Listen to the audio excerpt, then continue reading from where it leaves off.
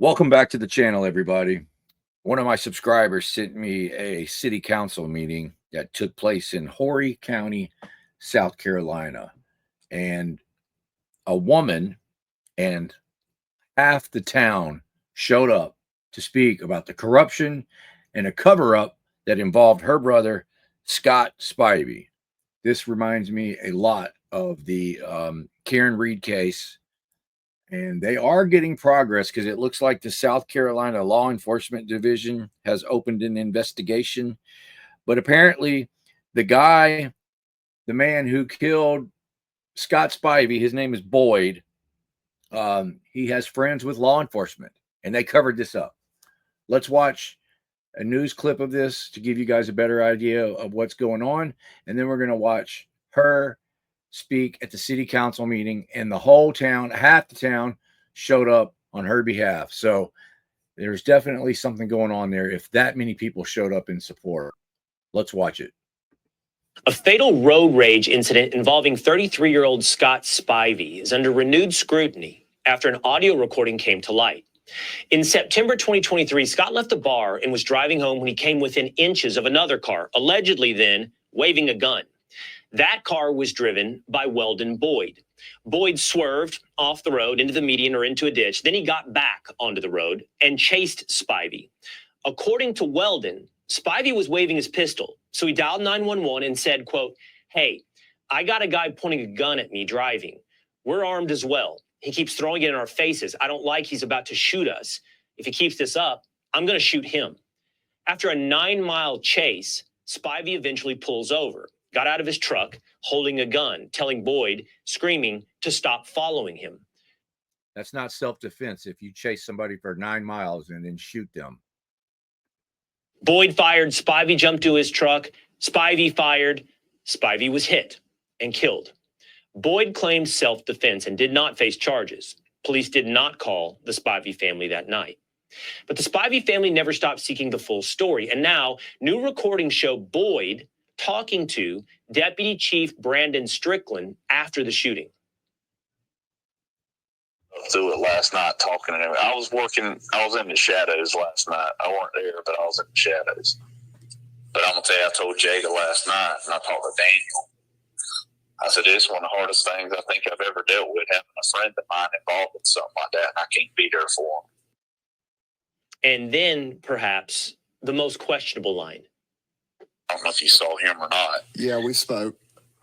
Okay, well, you were taken care of. Well, so. I appreciate that. Now, this is a law enforcement officer that is in charge or has something to do with the investigation, talking to the guy that shot and killed Scott Spivey. I mean, this is collusion. This is corruption. This reeks of a cover-up. Recently, Deputy Chief Strickland, who you heard in that audio, resigned while under investigation for possible misconduct in the case. Next up is Jennifer Foley. If I mispronounced that, I apologize. She wants to talk about the request to reopen the Scott Spivey case. Jennifer Foley, that's Scott Spivey's brother.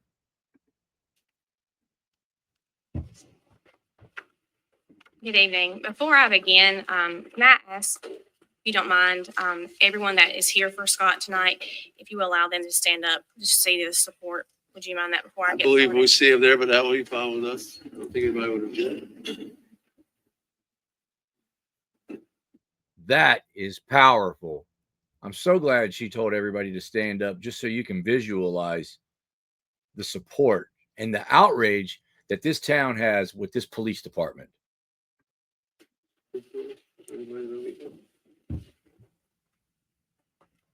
Thank you. Y'all can sit down. Thank y'all.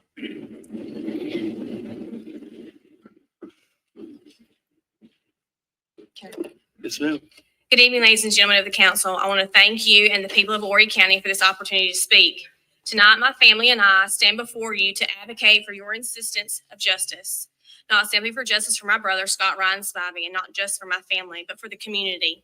Thank you for what you have done so far with the letter to the governor. The night my brother was killed, our lives were changed forever. I wear black tonight, not just to mourn the loss of my brother, but also to mourn the loss that we have and those that were sworn to protect and serve. The words hanging over the door of Horry County Police Department reads, "Professionals at work for you." These words carry a hollow meaning for my family. We trust law enforcement to protect us, to do the right thing. The rule of law requires that people are in these positions are required to be ethical, moral, and abide by the rules.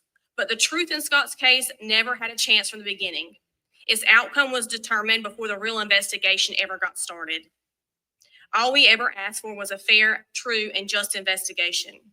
As you all know, that did not happen. We are disappointed to continue to discover the acts of Horry County Police Department officers that assisted in this biased investigation. These officers took an oath to uphold and protect individuals in their jurisdiction to ensure the application and protection of their constitutional rights, the same rights that we all have. As the former deputy chief said, dead men tell no tales. In this case, it seems that many people of authority believe that since dead men can't tell any tales, their voice doesn't matter. I speak for those tonight who cannot speak for themselves, and that is my brother.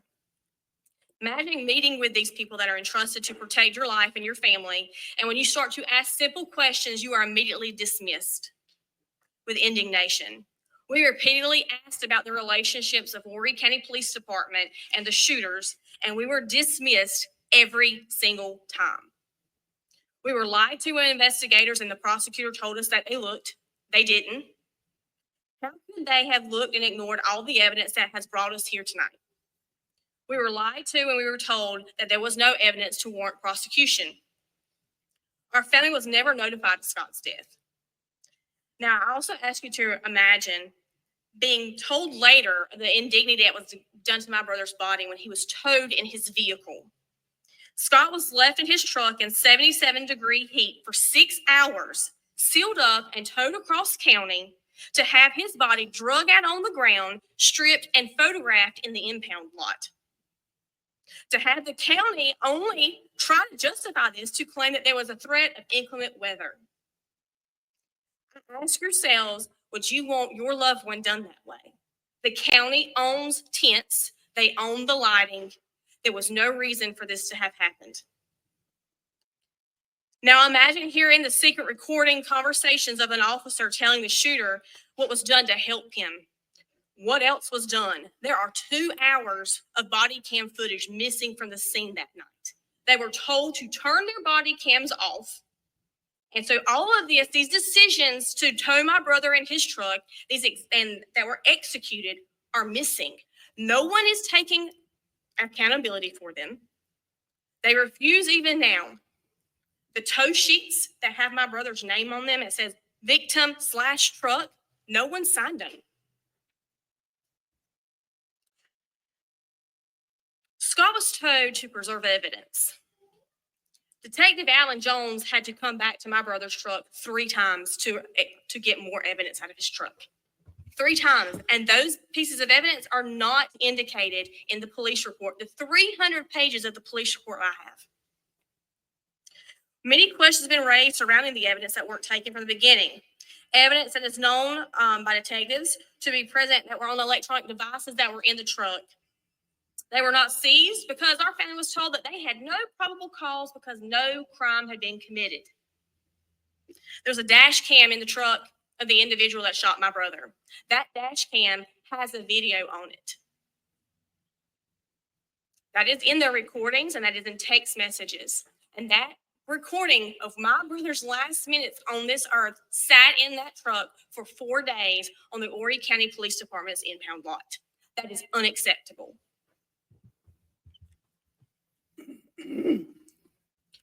SLED admits that they have missed the calls.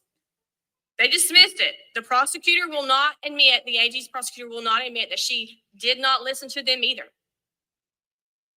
How can Alan Wilson's office determine that there is insufficient evidence to bring charges on the 2 shooters when they haven't even looked, when they haven't even considered the law?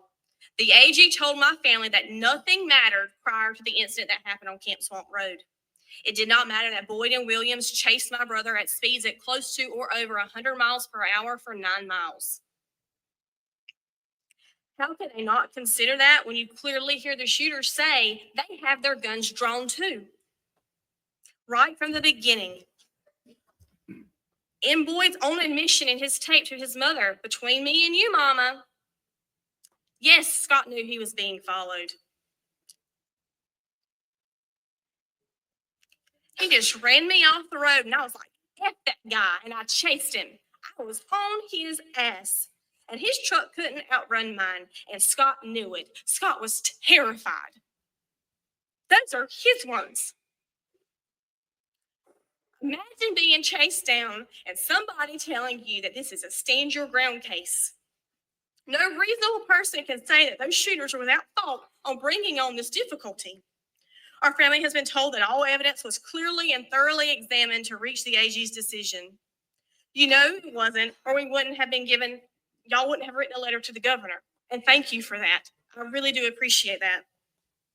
Through discovery, I found the mounds of evidence that were never reviewed. Did these agencies fail to investigate, or did they investigate and turn a blind eye to all the evidence? There are 90 recorded phone calls. There are hundreds of text messages, and there is a wealth of metadata on those pictures that are on those phones, regardless of the missing video. Body cam footage displaying blatant and inappropriate interactions between the officers on scene, clear violations of standard protocols by everyone, like coaching the shooters to act like a victim. These noted actions are not only displayed with the shooter's malice intentions and vile enjoyment of killing my brother, but it also depicts the police department's complacency in the obstruction of justice and what actually happened in the shadows. We will continue to fight for justice. That is the price we pay for loving Scott. We will not stop until all the acts of these officers and anyone else involved who participated in this are held accountable. All we have ever wanted was the truth, and we will continue to advocate for Scott's case to be reopened with a thorough investigation by an honest prosecutor who is willing to actually review all the evidence, apply South Carolina's laws to the actions of that day. We are only asking people to do the job that they were sworn to do. We ask that you demand the governor to appoint a special prosecutor independent of the AG's office. He has the power to do that. In closing, Horry County's mission statement reads, compassionately serving our community through partnerships and professionalism. And that's what my family's been asking for. And I appreciate your hand in trying to help us accomplish that. I appreciate our neighbors, the South Carolina delegates and the governor of South Carolina, to demand a fair and just investigation. We need your support in this fight. The trust in those who are sworn to protect us has been broken. How can Horry County constituents, tourists, bordering locals trust the justice and unbiased service here? We ardently and respectfully request the council to take action to help restore the community's trust. With all the evidence available to the public now, I hope everyone realizes there is no rug left to sweep anything under. Demand the governor to act. If he won't, please demand the sheriff to act. Do something more than what's been done to date. This is not just my family's problem. We must all continue our fight until justice is had. I would like to thank the council again for the opportunity to speak. And we also want to thank the people of Horry County that have recognized that reform is needed. We pray that these requests have fallen on open ears and concerned hearts. And I pray that you all sleep tonight knowing that no blind eye can be turned to Scott Spivey anymore. Thank you. Thank you, ma'am. Hold on a minute. How dare that guy tell them to hold on with their clapping? You hold on. Wait for them to get done clapping, rude jerk. Unbelievable, man. These people think they're gods. I'm so glad that the crowd ignored him and kept clapping. I guess you don't want me to talk. Nobody cares what you have to say, man.